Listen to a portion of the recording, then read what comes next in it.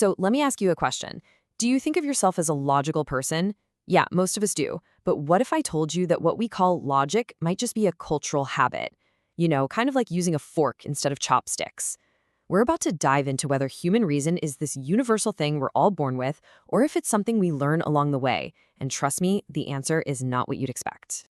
All right, here's our game plan. First, we're going to tackle a totally baffling logic puzzle that had researchers scratching their heads for decades. Then, we'll unpack this idea of weird thinking and what it tells us about our own blind spots. From there, we'll take a trip around the globe to see how different cultures really argue. We'll uncover the pretty amazing reasoning skills we are all born with. And then finally, we'll land on the single best way to make our own thinking sharper. So our story kicks off way back in the 1930s. A group of Soviet psychologists are out in rural Uzbekistan, and they think they're asking a really simple, straightforward logic question. But the answers they got back, well, they were about to challenge pretty much everything we thought we knew about the human mind. Okay, take a look at this puzzle. It seems incredibly simple, right? I mean, if you're in the snowy far north and all the bears there are white, then the bears in Novaya Zemlya have to be white. It's a completely logical, airtight conclusion. Or you'd think so. But that is not at all what the researchers heard. This was the kind of answer they got, over and over again. Just a complete refusal to play the logic game. For the researchers, this was just baffling. It seemed to fly in the face of the basic laws of reason. So were they dealing with people who are fundamentally unable to think logically? Or was there something much, much deeper going on here? And this puzzle, it forces us to ask a really uncomfortable question about psychology itself. When we study human reasoning, whose reason are we actually studying? Is it some universal human thing? Or is it just the very specific, culturally trained way of thinking that, well, we're used to? You see, it turns out that the vast majority of people who participate in psychology studies are what's known as weird.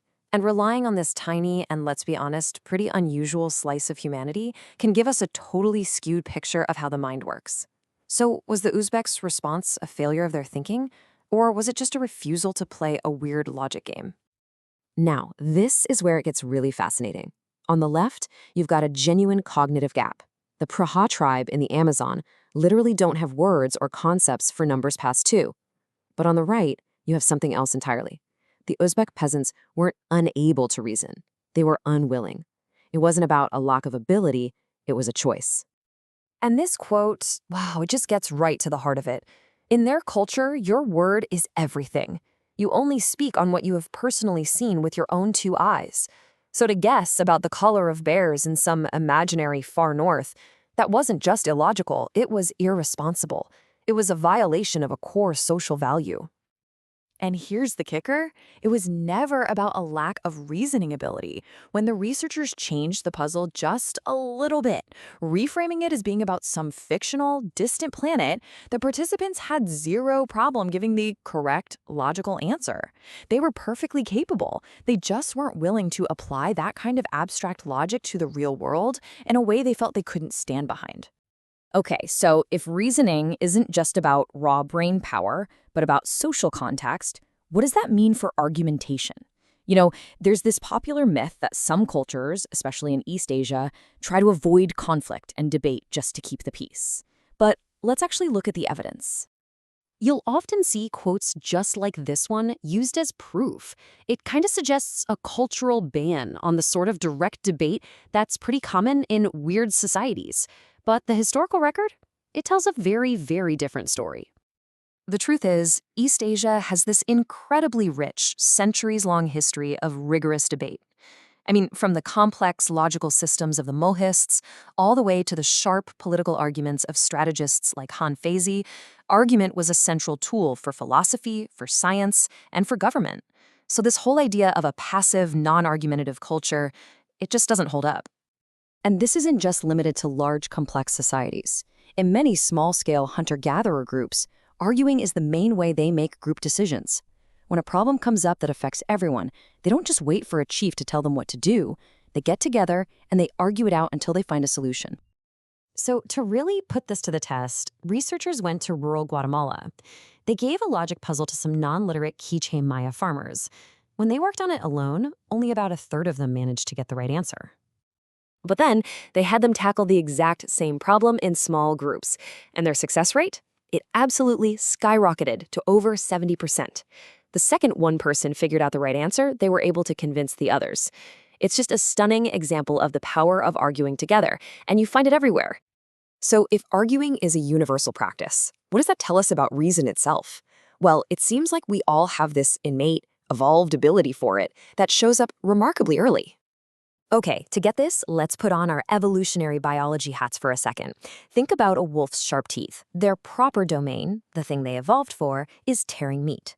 But their actual domain, what they can be used for, includes all sorts of things like chewing a stick or defending their territory. Reason is a lot like that. It evolved for a proper purpose, to solve real disagreements with other people. But we can trigger it in its actual domain with anything that feels like a conflict, whether it's a logic puzzle or an argument we're having with ourselves. And this skill doesn't wait around for you to go to school. It's there right from the beginning. We are all natural-born arguers. Toddlers start giving reasons for what they want as early as 18 months. And by age 3, they're little masters of debate, constantly defending their own positions and, this is key, judging the reasons they hear from everyone else. Get this. Experiments show that even 3-year-olds can tell the difference between a good argument and a bad one. They're way more convinced by actual evidence than by some weak circular logic. This sensitivity to the quality of an argument seems to be an innate part of our mental toolkit. Okay, so if reason is this universal, innate skill we all have, how do we actually get better at it? Well, it's not about learning some brand new skill from scratch. It's about honing the one that we all share. So how do we improve? The answer isn't about memorizing a list of logical fallacies. It's all about social practice. Take a look at these steps. The most important one, the one that unlocks all the others, is learning to anticipate the other side's arguments. That's the mental gymnastics that forces you out of your own little bubble and into true critical thinking. And there's a fantastic study that totally backs this up. Researchers followed 2 groups of students. One group took traditional philosophy classes, reading texts, writing essays. The other group, they were just put into regular debates. And the result? The debaters, the ones who were constantly practicing the social art of argument, became way more sophisticated thinkers in their own individual writing. So the crucial point is this. We learn to reason better by ourselves by practicing the social act of arguing with other people.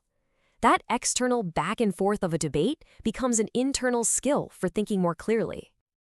And that's really the ultimate takeaway here. Reason isn't something you do all alone in your head. It's a muscle that we build together. Arguing with other people is what makes us smarter as individuals. And that leaves us with a real challenge. If that's true, how can we create more spaces in our schools, our jobs, and our communities to do it, and to do it well?